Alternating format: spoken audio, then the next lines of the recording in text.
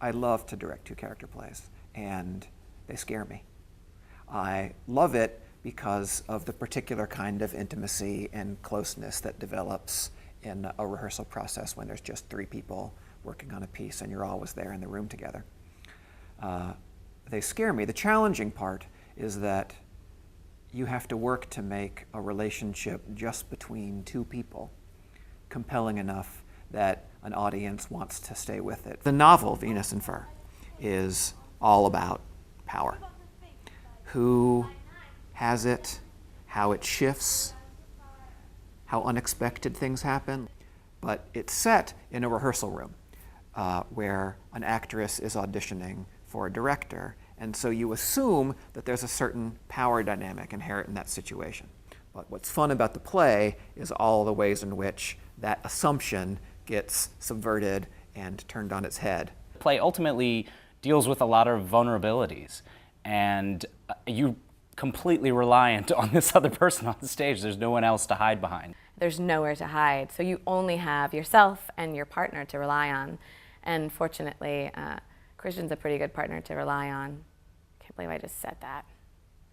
But as an actress, you walk into a room, into an audition room, and you're the lowest person on the totem pole. You know, you're the peon in the room, and it's sort of a dream to be able to shift those dynamics and get the upper hand and reverse those power dynamics, and to be so bold in a room where you're the one that needs something from the other person. And I admire that about this character.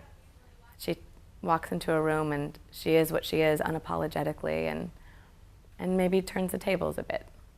What's exciting about this play, what was exciting to me when I read it the first time, is that I kind of finished the play and went, wait, what happened? Is this person, is what's, and it sparks a lot of conversation, I think. There were moments in our first preview where you could feel, you know, there are little revelations that happen throughout the play, and you could feel people kind of being affected by those revelations and then questioning those revelations. How did the great painters depict power but by trimming their most illustrious subjects with fur?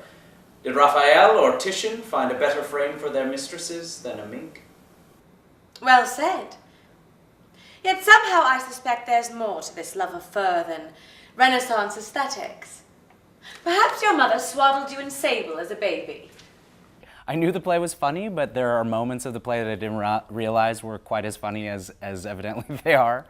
Don't you understand? You'll never be safe in the hands of a woman. Of any woman. Now this part is so sexist, it makes me like scream! What's sexist? What's sexist about it? You'll never be safe in the hands of a woman. That is from the book. I don't care what it's from, it's sexist. The whole thing's really kind of trite when you think about it. I hope the audience has a whole lot of fun, and I hope that it sparks some arguments. I know they'll walk away having laughed a bunch, and I think it's really a thriller, so I think they'll walk away being excited by the experience of it.